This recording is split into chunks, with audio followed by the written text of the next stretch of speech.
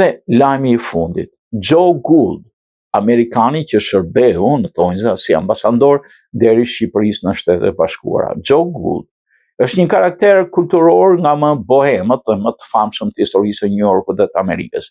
Një njeri me zgjeniu dhe të çmendurit, i lindur një familje të pasur mjekësh në një qytet të vogël pranë Bostonit. Pasi praktisi studimet në Harvard, vendosi të zhvendosë në New York që të kushtoj letërsisë së artit. Pretendonte se po shkruan në librin më të gjatë të historisë së folur të njerëzimit, historia e folur e kohës son, libër që nuk u gjet as nuk u botua kurrë.